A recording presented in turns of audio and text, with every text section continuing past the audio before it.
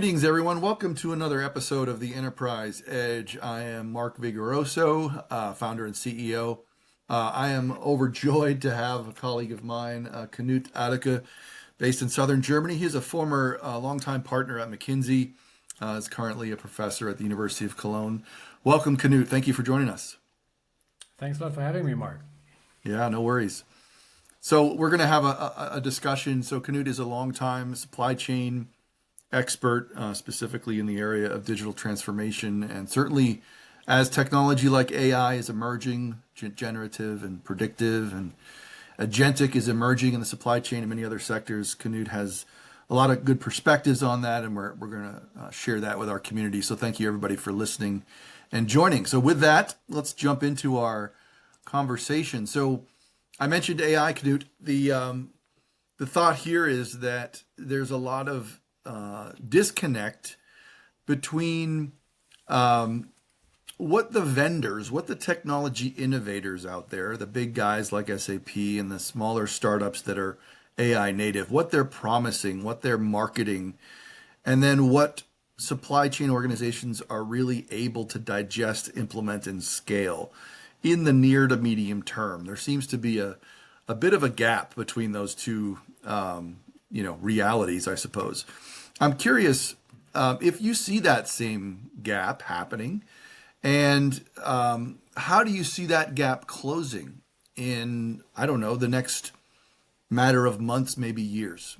Love to hear your thoughts. Yeah, so you're absolutely right. So there is indeed a big gap. And by the way, this is not only since we have all of these AI and Gen AI promises and so on. Having started my career like 25 years ago in software, it feels like back then it was the same, that kind of software companies promised everything and they kind of painted a picture of a very nice solution that can solve everything. And then comes reality and people like, that is not working, that is not working, and that is not working. So what I see as the biggest challenge indeed is that the people are not really trained, so to say, right? So we have a lot of capabilities. The software often can do a lot, but they don't ensure that people are taken on the journey, right? So we had back in McKinsey, we had several clients where there was a new software implemented and it was not used, right? So Yep.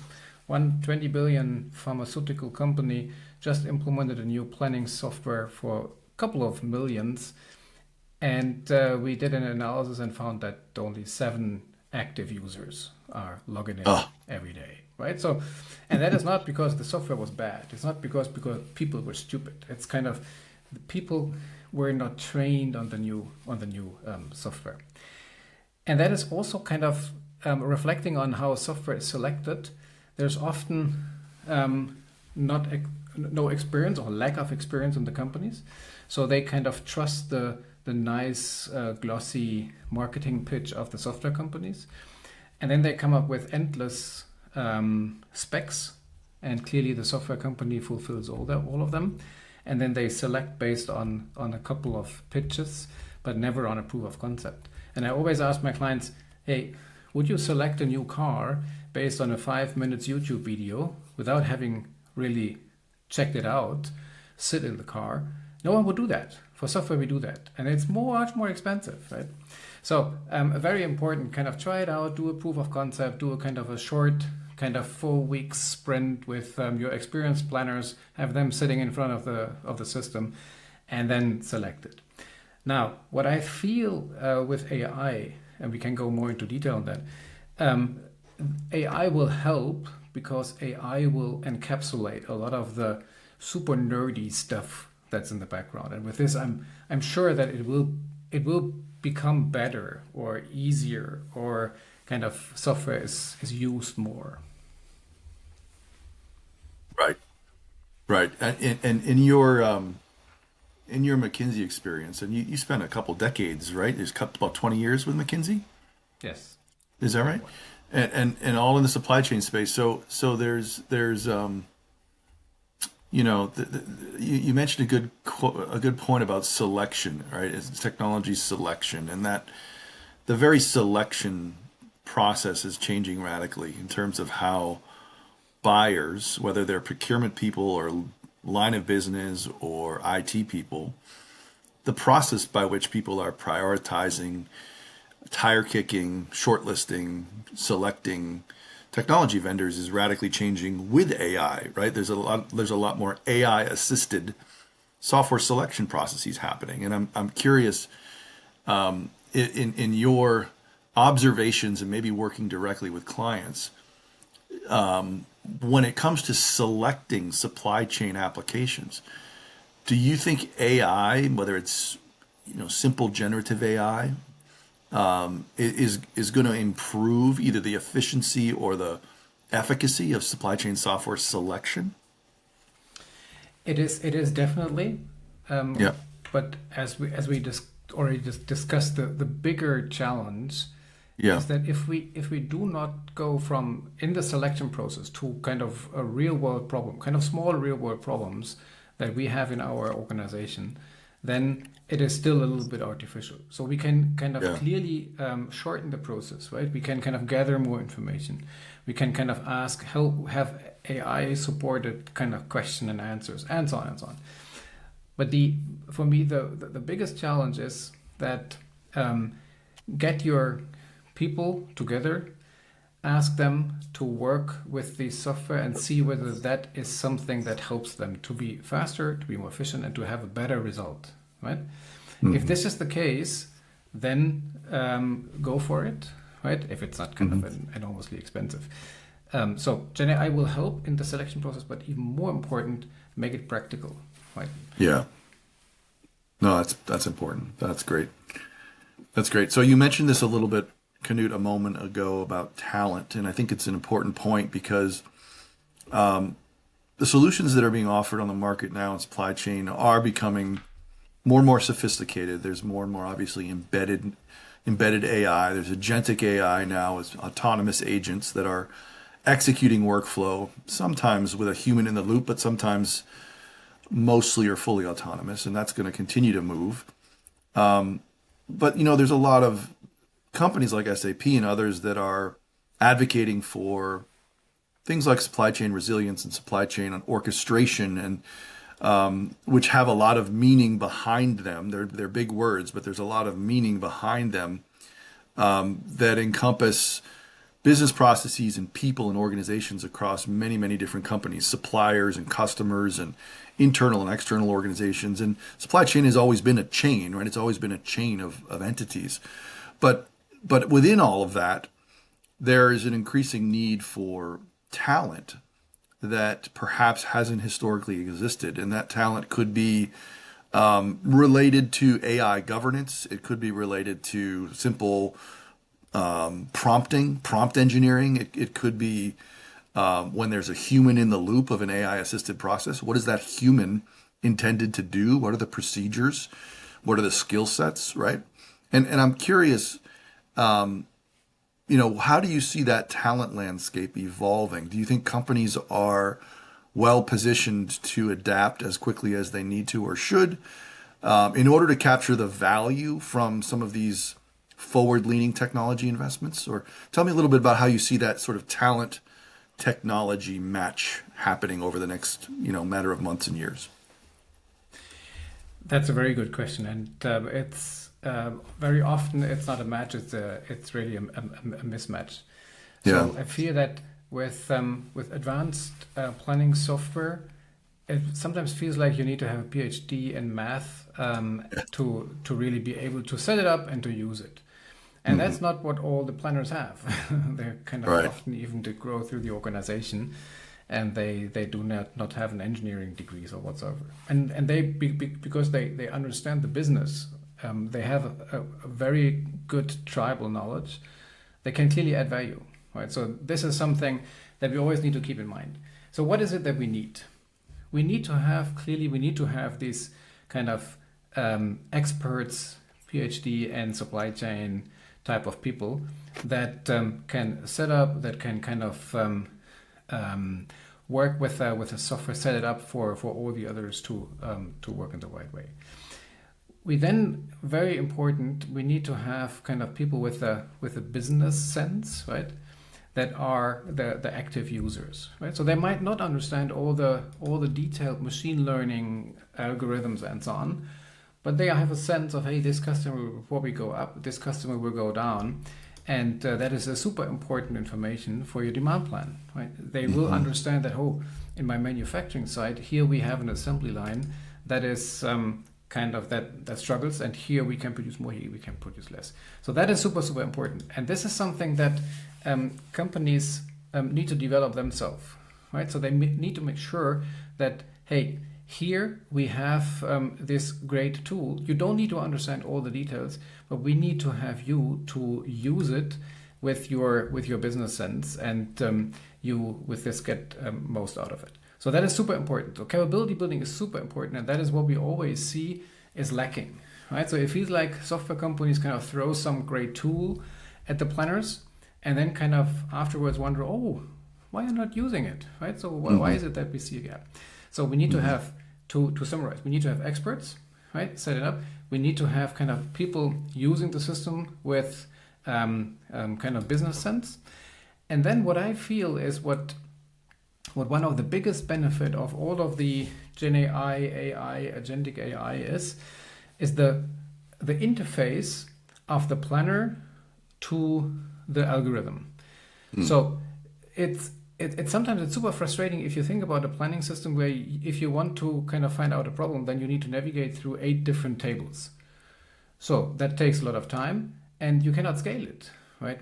So what Gen AI can do is to kind of provide an interface to the planner that where you could even kind of talk in natural language, and then kind of translating it to the engine, so to say, to do the analysis, to get everything done, and then to leverage the system.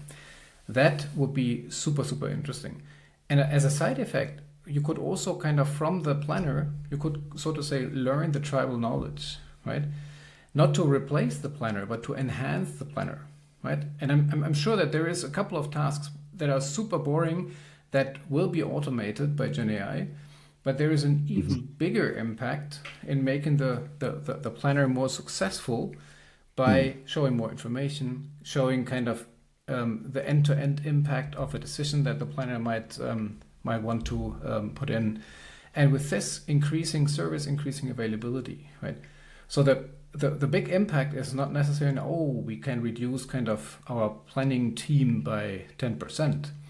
The big impact is the planner can do much better decisions, and with this increase the availability. There is one thing that we always need to keep in mind, and if you think that kind of further, then it basically means that we use the planner not for standard tasks, but only for the tasks where he or she can really add value, creative, intellectual, stimulating tasks. So that means that your current day maybe looks like, hey, 70% of my day is I copy things from here to there, kind of overdoing a bit. And only 30% is intellectual stimulating. Now it might be that we now get to 90% intellectually stimulating. That for some people might be extremely stressful, right? Because they kind of need to be up every minute, right? We love it, right? But there is a lot of people out there that might not enjoy that. So that is also something that we need to keep in mind. But I see that with all of these new applications, we will see kind of a better application of the planning tools with clear impact on the performance of the supply chain. You made a good couple points there, Knut. I wanted to touch on real quick. So one of the most common questions I get in our practice is mostly from end users, not just supply chain, but is AI going to take my job, right? Is agentic AI going to take my job? And I've seen it phrased, and I think it's true, is that most folks are not going to be replaced with AI. If anything, they're going to be replaced with people who know how to use AI, right? So there's a skill set development that's happening where people who know how to coexist and co-work with AI assisted and AI enabled standard operating procedures are going to ascend. They're the ones that are going to lead going forward. And so it's not like the rise of the machines. It's more like there's a competency that's going to be highly valued as companies continue to evolve quickly. And you mentioned forecast. So one of the lowest hanging fruit, again, I've talked to a lot of companies that say that forecast accuracy in the supply chain is one of the earliest potential use cases for actual scaled operationalized impact from AI, both generative as well as agentic, right? And people talk about improvements in forecast accuracy percentage. And I'm curious, from your McKinsey experience and even most recently with your academic experience, number one, would you agree that forecast accuracy is in fact one of the most addressable use cases in the near term? And then what would be a reasonable incremental improvement that people should expect on a KPI like forecast accuracy percentage? I have a bit of a different opinion on that. Okay, please. That's why you're here. Exactly. Maybe a comment on your first comment on, hey, Yeah. the people that know AI will replace you. I Yeah. only partially agree with that. It's the people Okay. that know AI and know the business, because I Okay. think what we undervalue is that if there's some AI nerds coming over, they will not plan better, even with the best Yeah. AI system, because they don't know understand the business. So now to Yeah. the forecast accuracy, that is a quite interesting discussion. If you think about the last 20 years, that was always the case for all new software, where everyone always said, hey, we improve your forecast accuracy and then everything is fine. And then you look back into what really happened, and then the forecast accuracy was improved a little bit here, a little bit there, and you did not see the impact on the in the P&L. Yeah. Why is that?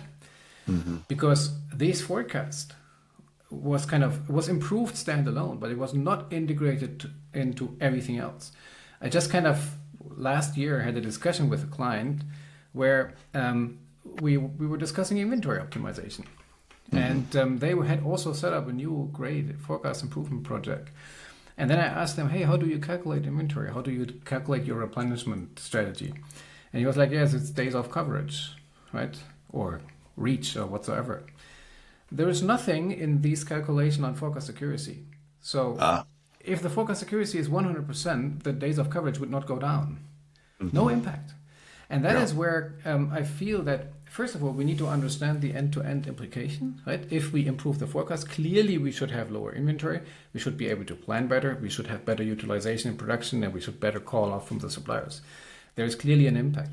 But if on the first inventory that is not considered, right, and on the first decoupling inventory, then there's no impact, right? Yeah. And that is why I'm always skeptical if people say that, improved forecast accuracy will solve everything. It will not. Yeah. The next thing, in our book Source to Sold, we had a very interesting interview with Jim Rowan, CEO of Volvo, and back then with Dyson. He said that, look, as a supply chain guy, it's always easy to blame sales for the bad forecast, right? And say, it's not our fault. The sales guys should do a better forecast. But if they are not able to do that, then we need to, in supply chain, we need to make sure that we set up the supply chain in terms of flexibility and so on to work with the bad forecast, right? Yeah. That is kind of the best practice. If this is the case, then a better forecast will clearly improve the overall supply chain. So love it. I don't agree, and I love it. But kind of working on forecasting. Depending on where you start from, you can easily have kind of 10, 20 percentage points improvement, right? But I can only encourage everyone to check what happens with this forecast. And if there's nothing happening with this forecast, just don't try to improve it, because it will not help anything, right? Yeah. You need to kind of use it in the end-to-end value chain.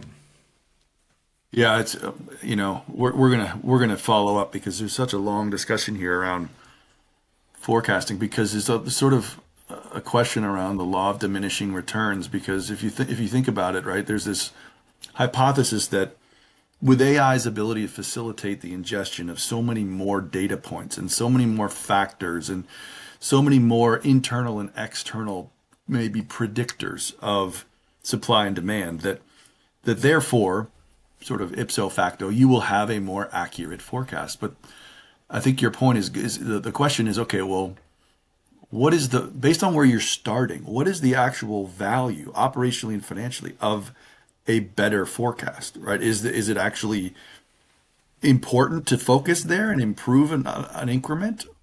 And I think that's part of the challenge is people are trying to figure out what, I've got a hammer, it's called AI, and what's the best nail for me to go pound right now? And so people are starting to wave their hand and say, hey, I think it's forecast accuracy. Oh, wait a minute, I think it's supplier risk optimization. Oh, wait a minute, I think it's whatever, business network Exactly. optimization.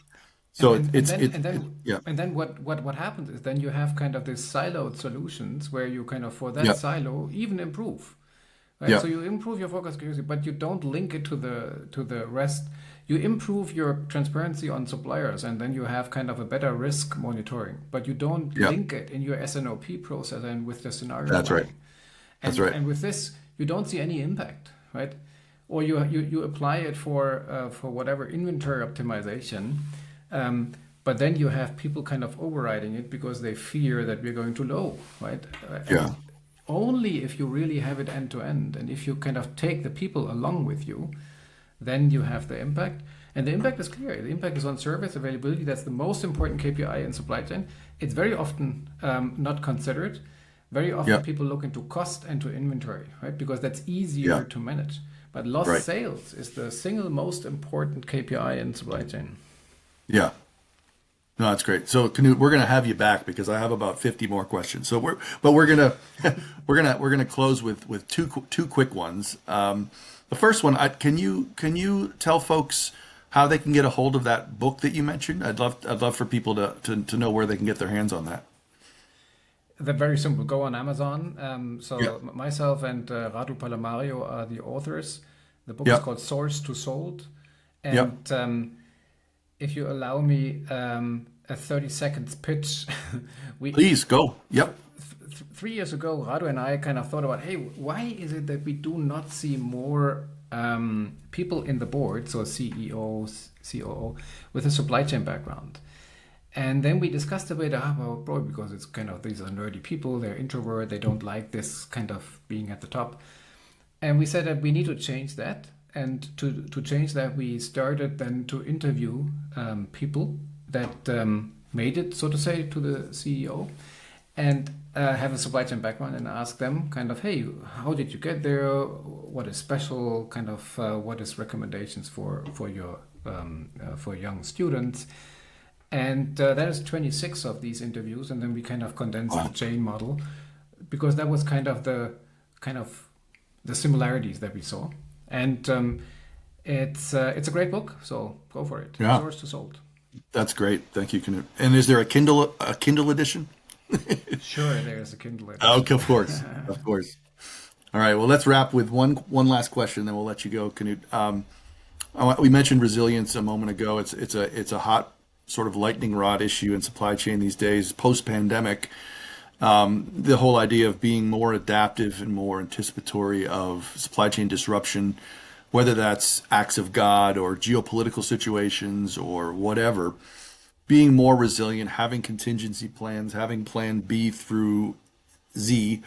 And I'm curious how you see supply chain software and technology applications and services following that trend of resilience in the post-pandemic world, because I'm not so sure supply chain has always been architected to enable what is really the meaning behind resilience, which is quite a complex set of math, right? And I'm curious how you see that. Is that something that you're observing, and your final thoughts on that?